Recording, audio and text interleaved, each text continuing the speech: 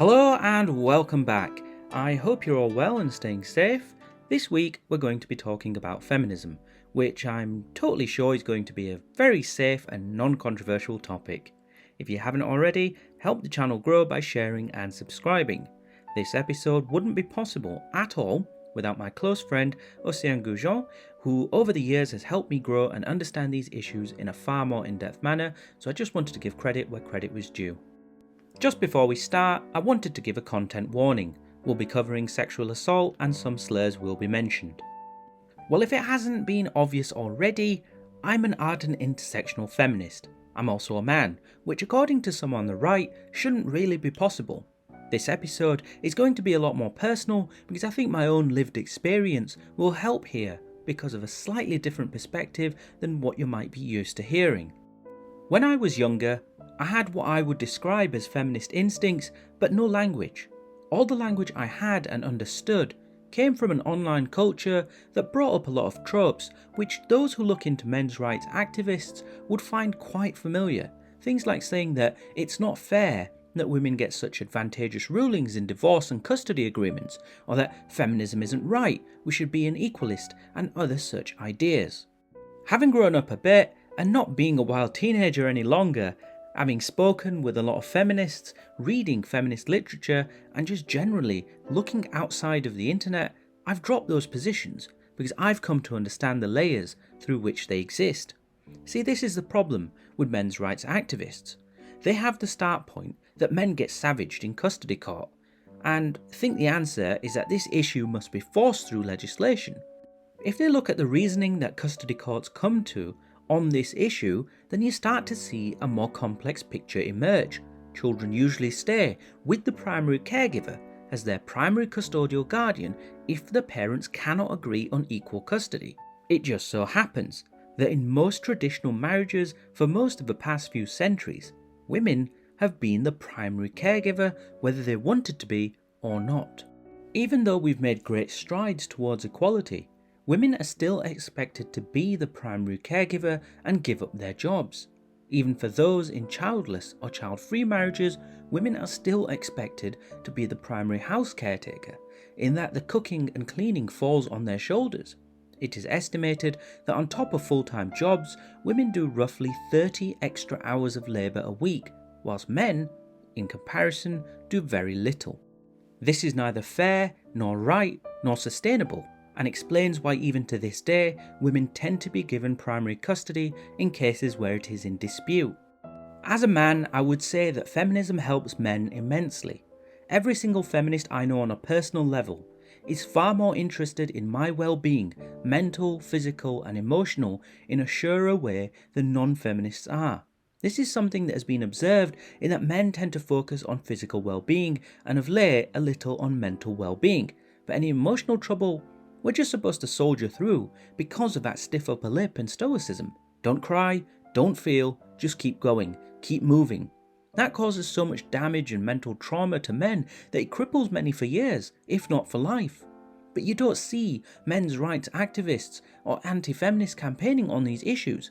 You see feminists campaigning on this line because equality should mean that we as men are able to express our emotions and not be ridiculed for it. That clearly and obviously helps men, because as many feminists say, liberation for women means liberation for men too. But I don't want to spend this video talking about how feminism benefits men, because that isn't the right motive. It's a happy byproduct for sure, but the important thing here is that we understand that it is neither right nor fair for women to be held down by society. Most conservatives, anti-feminists and men's rights activists would contend that women are not held as inferior in society and are not treated as lesser anymore. Is this right? Frankly, in a single word answer, no. The world isn't equal or anywhere close to it. The gender pay gap still exists. Reproductive autonomy is still a major issue, and women's health and safety is still treated as lesser, still treated as a joke. Everywhere across the planet, women still lead unsafe and insecure lives. Let's start with the gender pay gap. This is a thing. And I know the right-wing press likes to minimise it and claim it doesn't exist, or try to say that it's because women have children. But does that sit right to you? That because women have children, they don't deserve to get paid equally, especially as the burden of that childcare falls predominantly upon women whether they like it or not. That doesn't sit right to me at all. Furthermore, the idea of being a stay-at-home dad is still stigmatised and laughed at. You're a kept man. Your wife wears the pants in this house, are just some of the things that you'd hear. So you often get men who are expected to go out to work and therefore expect their partners to at the very least be the primary caregiver. That's just one aspect of the pay gap. Now factor in the inherent sexism and misogyny inside workplaces. Women in the UK now attain higher grades throughout their educational career. Women in their 20s out-earn men, yet by the time they're 30, there's a startling reversal. What is causing this? Well, first, there's the pregnancy part of this, but also the fact that women are severely underrepresented at the managerial grade. Being involved in local politics, it's very easy to see why. The level of abuse politicians who are women face is utterly horrific, and that's just a small example from my sector, and it's replicated across society. I also want to talk about the issue with leaning in. Sheryl Sandberg wrote that women should be more imposing in putting their foot in, and this is useful advice. However, I've also seen the problem with this approach. From my conversations with women who have attempted to do so, chiefly that in workplaces, groups of men who feel offended by these non-obliging women often rally together to sabotage, bully, or harass them out. It also puts the emphasis on the women to go above and beyond when they're being actively excluded, instead of on management and men to be more inclusive. I think it's interesting to note that this often occurs when women get promoted, and that helps exacerbate the gender pay gap issue at the interchange point in the 30s. You also get this situation of women being told they're too frail or too weak or too emotional for certain jobs or roles. A hiring manager will normally never say this overtly, but staff will, people will, in more casual settings, and that feeds through. It helps build this perception of not for you, not of you, which in turn feeds into my next point. There is also an internalization issue. Many of the women I'm close with have at one point or another suffered from imposter syndrome when advancing in the workplace. Such is the power of societal expectation that tells them that this place is for men, this place is not for women. This isn't like a drill sergeant shouting in your face, and most men will not see this for what it is. It is a subtle lack of visibility. To my mind, it is very similar to how many minorities feel when seeing overwhelmingly white workplaces, that crippling desire to prove yourself, but feeling excluded and yet not wanting to make waves. All of this and other issues converge to create a situation where women are often paid less for the same work, not taken seriously in the workplace, and often aren't promoted despite being overwhelmingly qualified for the role. Sometimes women even end up working twice as hard despite being paid half as much, just out of a desire to prove themselves. And surely that isn't the best way to run a healthy work environment. On to reproductive autonomy. This is a huge issue in the United States, and organisations such as Turning Point are trying to export it to the United Kingdom and other countries as a wedge issue to galvanise conservatives. What are these positions and what do they entail? Pro-choice is the belief that the person who carries the child should have the final say over whether they become pregnant, whether they carry that child, and whether they birth that child. Pro-life is the position that when someone becomes pregnant, they must give birth to that child, in some cases with qualifiers, in some cases without qualifiers. Let's look at this a little deeper, shall we? Pregnancy is a massive change to a person's life. From hormonal changes to physical changes to emotional changes, it can have profound, life-changing effects on a person's body and can result in long-lasting damage or even death. Just the act of giving birth can be a traumatizing one. Not everyone is up to this. Not everyone is emotionally or even physically ready to go through that process, let alone the continual act of child rearing. It's a commitment of a lifetime, and that isn't always something someone can go through. Children who are born to parents who do not want them often grow up neglected, and unloved, and that neglect causes societal issues down the line. Also bear in mind that these prohibitions on abortion often make it practically impossible for victims of rape or those who are too young to be parents to prevent themselves from becoming parents far, far beyond when they're ready to.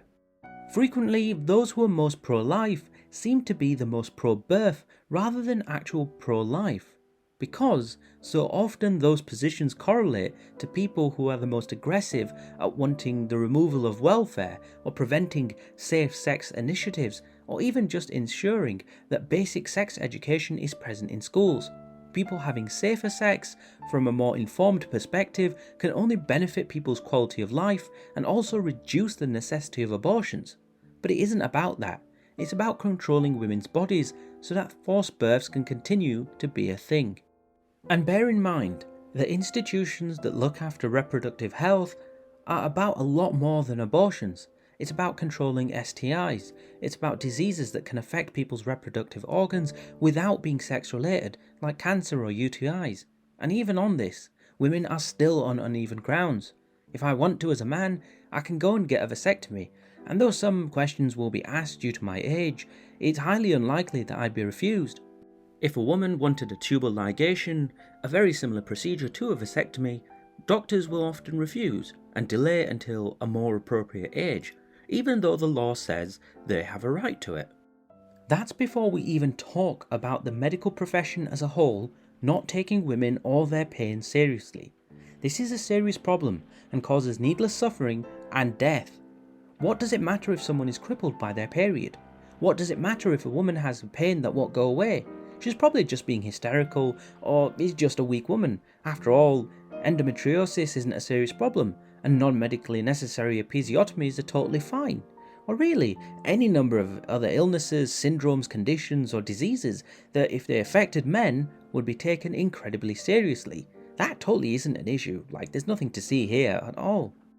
Now let's talk about rape culture and sexualization. Again, often misunderstood and deliberately misused by conservative commentators. Rape culture, what is this? It's obviously a very provocative name, but the base idea is that society tacitly, almost unconsciously accepts that men will rape and this is the fault of the woman. That the society we grow up in unconsciously encourages sexual assault, and this is the key. It isn't a deliberate instance of people on the news telling you to go out and assault people, but more that the society we grow up in, that the influences and culture that we are exposed to teach this to us without explicitly stating it.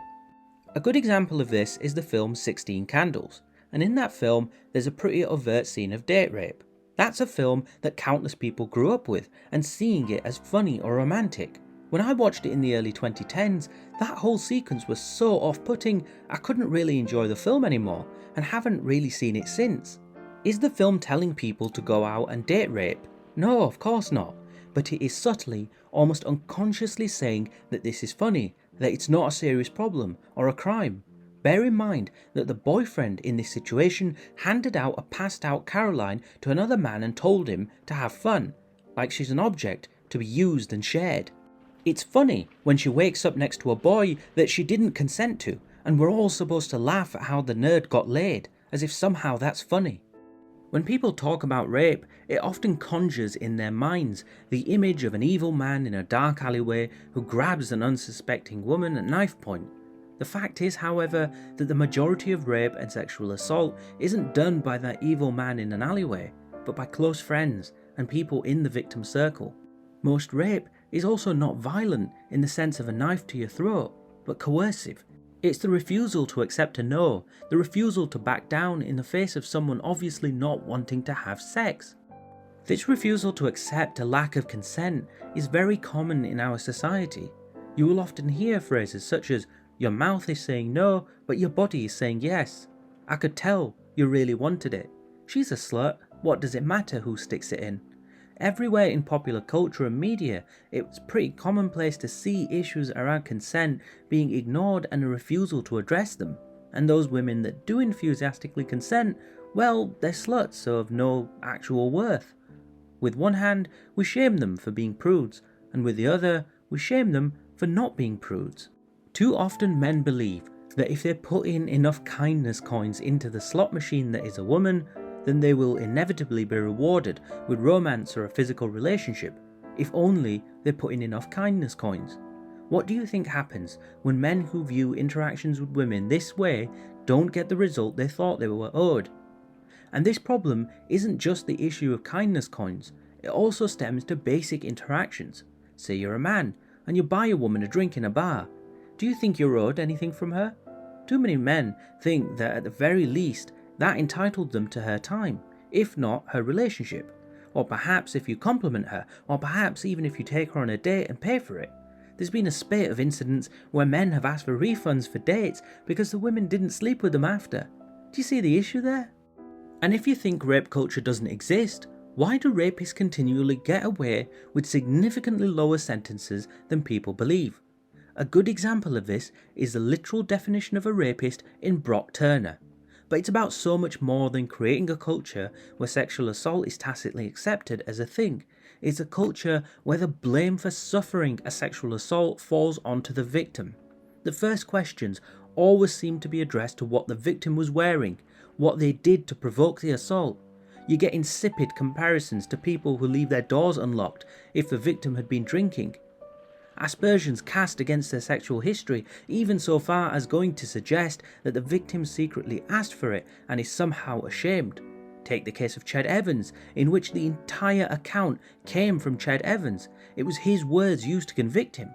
All the victim stated was that she hadn't consented because she was blackout drunk, something borne out by the blood alcohol level. Yet after using smear tactics against her character, Evans had the conviction overturned. Or perhaps Kobe Bryant, or any number of men. At every turn, when someone is raped, they are subjected to almost a second violation when their history is used to deny a crime against them. Look at how indignant Brett Kavanaugh became when his past actions and associations were used to ask difficult questions about him. Or perhaps, imagine that you were testifying in court about being robbed by a criminal. The defense tries to argue that you really wanted to be robbed, because they combed through your personal life and found that you illegally streamed Game of Thrones one time, or perhaps posted a picture on social media of you making gang signs. That's then used to argue, probably successfully, that you really wanted to be robbed and this was nothing more than a sick game to you. Imagine how that would feel. Imagine what damage that would do to you.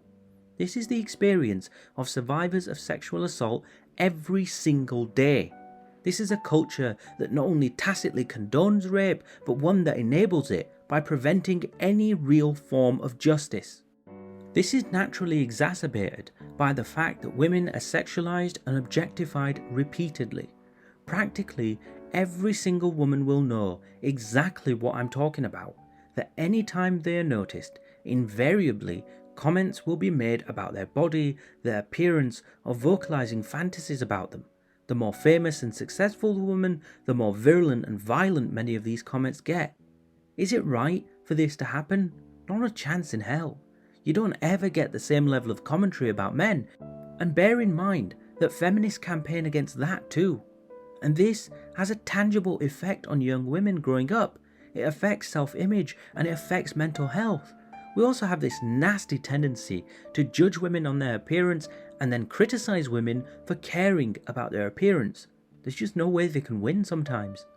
These are just some of the problems that are prevalent in society that must be addressed, not only because it is unfair, but how can it ever be right that in our society we treat people in such a way? The main premise of feminism is that these situations can be solved by treating women equally and removing the stigma against traditionally feminine virtues. Too often in society, the solution is for women to embrace masculinity as a mode of being in order to get ahead instead of accepting what we consider femininity as an equal set of values. In preparation for this episode, I spoke with a lot of conservatives and people who would consider themselves anti-feminists. Many of them expressed concerns over the aforementioned point over custody court and a sense that women are being pressured away from traditional gender roles that they choose to embrace as opposed to more front-footed, non-traditional approaches. I was quite confused when I heard that, because nearly every single aspect of feminism I've heard doesn't say anything about forcing women to do anything. Every single expression of feminism that I've heard has at its heart one thing: offering women choice, being able to freely choose without being ostracized for their choices. That means choosing freely, to dress how they please, to follow a career of their heart, and to live free of the expectation that they will always be the caregivers, that they must be feminine, that they must follow feminine virtues. It means being able to choose to carry a child. It means being able to walk down the street at night without facing harassment or danger. Being able to have one sexual partner or multiple and facing no stigma for it. And this is the thing, you can be a feminist and wear a niqab, as so many do, because they are choosing to wear it. So long as it isn't imposed, people shouldn't be telling women what they can and cannot do, or what they can and cannot wear beyond the reasonable boundaries that men also have to follow. That's women's liberation, and through it, that is true equality. But it doesn't just end there. Let's talk about values. I touched on it earlier, but I want to expand on the topic of feminine coded values. Now, this isn't to say that women are born with some innate sense of femininity and goodness. It means that the virtues that have been coded feminine for so long and are typically disparaged. Things like empathy, emotiveness, a collaborative, cooperative approach. These virtues are seen as secondary and not worth as much when compared to traditionally masculine virtues such as stoicism, independence, aggression, and a zero-sum approach to winning. Take feminist foreign policy, for example. It goes beyond what liberalism, as in the School of International Relations liberalism, not the political philosophy liberalism, considers the norm in cooperation and cranks it up. It's focused on strong mutual benefit and an inclusive approach towards diplomacy rather than an exclusive approach. It's credited with being a major plank in the successful resolution of the conflict in Colombia between FARC and the government. The focus on collaboration and mutual gain as opposed to a zero-sum game is admittedly a harder sell than winning, but it ultimately leads to a more stable international system and through it a more peaceful international system. If everyone gains something, there is less incentive to violently reject these agreements. This neatly moves me on towards intersectionality, which aeons ago I mentioned at the start of this episode. Intersectionality is an analytical framework that looks to create a holistic approach rather than a singular approach. That's quite a complicated definition, so to simplify, it basically means that the oppression Olympics doesn't exist. We have to be aware of how the differing layers of people's identities interact and how that affects people. For example, systemic sexism and systemic racism operate on very similar lines, using very similar methods, often approaching similar goals, but they are still different, and being able to recognize those differences and how they apply and how they intersect with other issues such as class is what intersectionality is about. Fourth wave feminism is all about intersectionality. I've heard it put by some feminists that if your feminism isn't intersectional, you're not really being a feminist. The idea is about being inclusive and accepting people as they are when they aren't harming another. If a boy wants to play with dolls, good for him. If a girl wants to drive a toy truck, good for her. And if people want to question their gender identity, also good for them. If people are transitioning, good for them. It's about being as inclusive as possible. But this is now stretching on, and I don't want to have to define a million other terms, so I'd like to include one last point before I conclude, and that's the misuse of academic feminist language in mainstream discourse.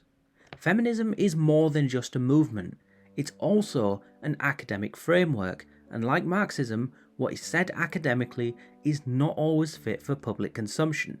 At a risk of sounding elitist, ordinary people often do not understand or care to understand the nuance in academic literature, and often we see outrage over something an academic has said or written, when in reality the simple declarative falls far, far short of what is actually being said. It's important to recognise when the right wing are trying to make hay from academic discourse because they are never arguing that point in good faith. In conclusion, I'd say that feminism is right, just, and appropriate for the world. Nearly every single woman you speak to or interact with in your life will have faced sexual harassment at some point in their normal day-to-day lives. Reproductive rights are not assured. Access to medical treatment is patchy at best. Across the world, young girls are brought up being told they are lesser, that they must be subservient to men. In some places, they are still being killed for the crime of being female. This injustice should not be allowed to survive. No matter where a girl is born, she should never feel the hard edge of society for the crime of being born female. And bear in mind, it hurts everyone else too. Oppressing women hurts men. I wasn't always a feminist, but I made the choice to listen and stand up for people. You can do the same, and that's why you should also be a feminist. Stand up, get involved, listen, help, and maybe, just maybe in our lifetimes, we can eradicate these problems. So on that note, I'd love to hear your thoughts in the comments section. Let me know if you agree or disagree. Remember to share and subscribe. Thank you for listening, and goodbye.